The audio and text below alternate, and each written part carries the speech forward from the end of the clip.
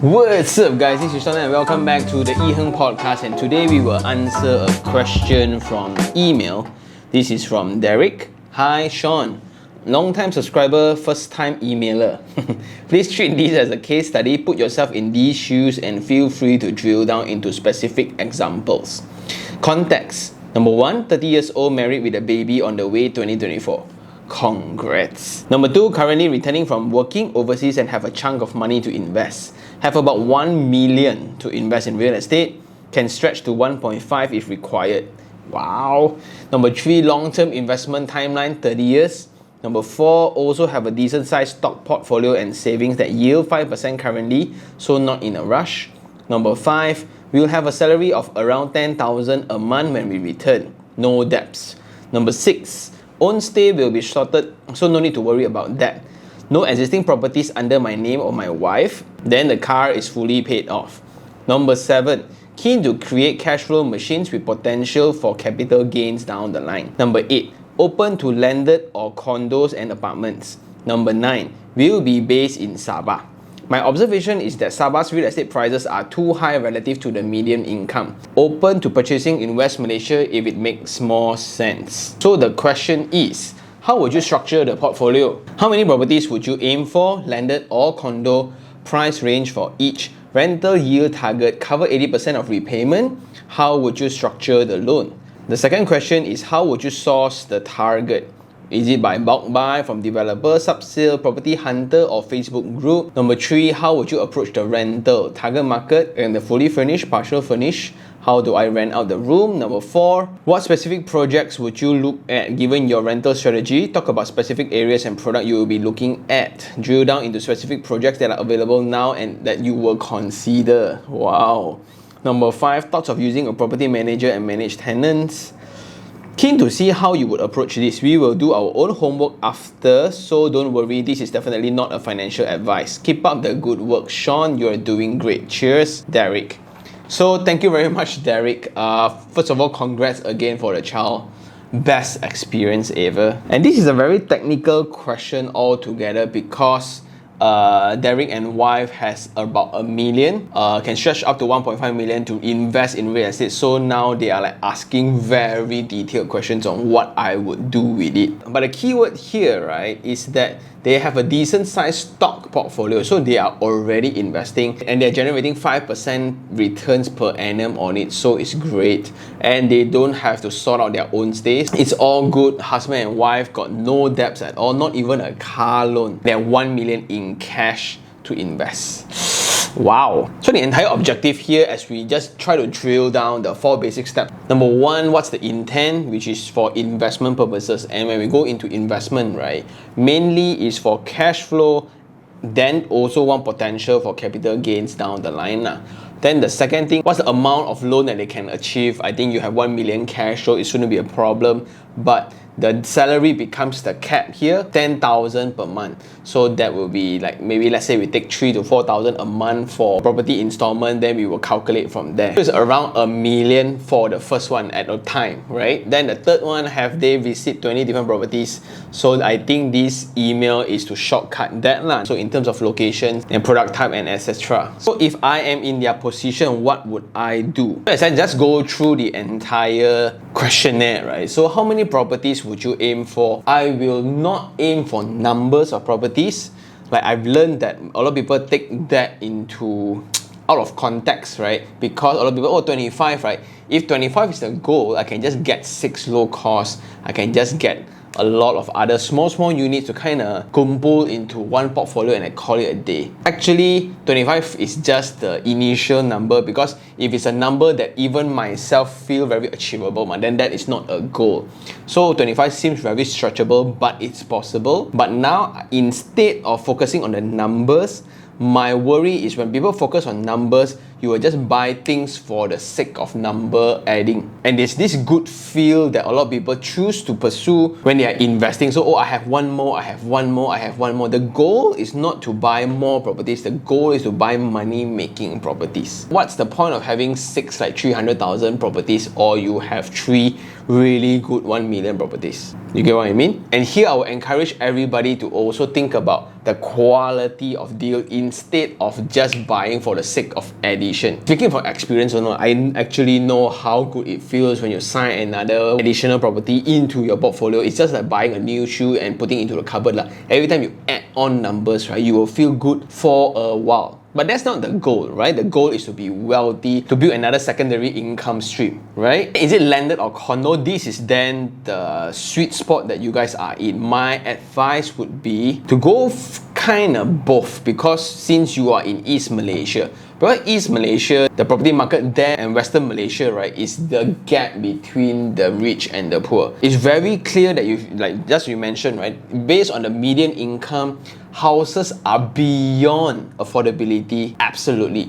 Well, a lot of people may argue that because a lot of people who works around Sabah especially, they all revolve around the tourism industry. So it's like freelancing Grab, freelancing tour guides, freelancing Airbnbs, freelancing this, freelancing that, right? And a lot of them do not declare their income, therefore it's not captured. And that's basically the youth around Sabah itself. But when you look into the property price, oh goodness, it's actually the most expensive in Malaysia. A lot of people thought that KL's property is expensive, right? No. And it's really weird when you think about them buying their own property there, which is almost impossible. And based on a lot of audience who actually send me emails, they are generating very good capital appreciation, especially for landeds in Kuching and KK itself, meaning Sabah and Sarawak lah. Usually in the main town area, because in those areas, it's not your usual oversupply issue that we have here in KL. Like KL, in one location, like Bukit Jalil, 1 month, there's like 8 new launches. In East Malaysia, the entire dynamics is different, and this is also different in accordance to state. So when everybody say oversupply, it's just a very convenient statement or one-liner to kind of cover whole Malaysia. But if you really look into the numbers, you can really tabulate out the capital appreciation rate and history of performance for all the real estate in your state itself. And you are there, since you are there, you know people there, I would suggest to explore both sides. But on this side, West Malaysia, then it will be way more complicated, because every time you do research, right, the trouble is there will be constantly new launches that's coming up. Then for the rental yield target, of course, it must cover installment. And I'm more interested on the second question, how would you source the products? So this is when I constantly talk about the different sources of buying properties in Malaysia generally. So you have the direct source of buying from a developer. So the setback, if you are buying as an individual, you are buying at RRP, which is retail price, the highest price in the market. And whenever people think that, hey, they also got give discount, it's a standard discount that everybody gets, not only for you, right? Except if you are royalty, if you are some Tan Sri's son or offspring, or you have some title, or you are a business associate, or you are famous, you are a famous YouTuber who gets a lot of subscribers or whatsoever, maybe got chance. If not, you're going to pay the highest price in the market. Second thing, which is the sub-sale market. This is where you get absolute certainty of the product that you're buying. You get the exact view, exact build up, exact build quality, exact rental rate, exact transaction price, and this is where you can afford all certainty. And the best part is you get to nego with the owner itself. So this is when, hey, you want 500,000, I'm okay to give you 450. Maybe this week cannot, next week try again, maybe until he's desperate. And this is where you really need to exercise your networking muscle with all agents, and they know who is desperate in selling. The third one will be auction market. And if you're inexperienced, this is something that I will not encourage, because a lot of people get really emotional, especially when the bidding is conducted online now. So it's via clicks, and people get really kiasu when they click against each other. A lot of people will say that, hey, the listing price is cheap. Of course, that's why it's called an auction, right? But what to pay attention is also when you get into any market, study a while first before buying. Because what a lot of people don't see is the transacted price, which is often the time higher than the market value. People get very excited when they come into, wow, the listing price is so cheap, and when you have 15 bidders, right, by the time you start bidding, it's already market price, because every bid they will fetch a premium or a addition to the amount of the selling price, right? A lot of people don't know. A lot of people just say, oh, auction very easy, auction very easy. Not really. And there are a lot of hidden dangers as well if you are not careful. For example, like caveat, for example, the outstanding maintenance fees that is not covered by the bank and etc. So in whichever market that we are going to study, right, please spend some time in learning first. The fourth one will be bulk purchase. And after doing this for some time, I realized the main difference between a normal person and a real estate investor for some time, right, will be the access to deals. So whenever people ask questions like this, is hey, how do I buy this? Is this a good deal or not? It depends on what other deals you have on the table. You write here that, hey, is it good enough for the rent to cover 80% of the installment, provided that's your best, right? But in my world, when we buy via bulk purchase, we are getting crazy deals that a lot of people think that is fake. It's almost impossible to get such deals. And then going to the next part, which is how do I approach the rental, the target market and all, that's very project specifics already. Whether which project am I looking for on the rental strategy or not, then do I use property manager or not? I think those are secondary things to think about when you buy, right? So let's focus on the source of buying first. So after you get the right source already, only you make the research on who's getting it. And that's the toughest part about real estate in Malaysia. Data and information are just not as easily accessible on the internet. It's very dated. And even our official statistics, NAPIC, right, has official data up to last year only. So let's cut it to the chase. If I have 1 to 1.5 million in budget, I have shares which is generating 5% in dividends. I have a place to call home in Sabah, so I don't have any expenses. I have 0 names in property and I am having a 10,000 income, right? What would I do? I would first learn, right? The worst thing is when you know that you have money and you know money is not an issue. It's very easily convinced. So just now when we talk about the 4 basic steps, right? The third step will be the most important here, where you need to go to 20 different sales galleries or 20 different salesperson to see 20 different property types, from sub-sale to new to high-rise to townhouse to landed to East Malaysia to West Malaysia, to really get a feeling and the pulse of the market. Only you pull your trigger on your 21st visit. That's where you really can gauge whether is this property expensive or cheap. When a lot of people say, oh, this property right in KLCC now is very heng lah, now very famous, is when, oh, this one small unit, we're going to do a very nice project that is based on Airbnb, the returns are amazing. This is when you think about like, what are the alternatives in renting out? Is it long-term, short-term, by head, by room, right? What are the risks that comes with it? And we covered this in several podcasts before. So your most important step again is step 3. And then this includes as well the channels of buying. By going through 20 different properties, buy new property and sub-sale, right? Bulk purchase, then I will encourage you to actually kind of look into the one that I joined, right? Again, I'm a customer, but to me, when I want to buy a particular property, I would want to know the lowest price available in the market. For example, if this is, I don't know what's here, but so for example, whenever people ask me, hey, which location can buy? A lot of people think that, oh, once I buy in a good location, then I will make money. Not really. So let's say Mont Kiara, let's say KL Central, let's say Bukit Jalil, let's say Puchong, right? Like in Bukit Jalil, then you will have like 22 different properties available. How do you then choose?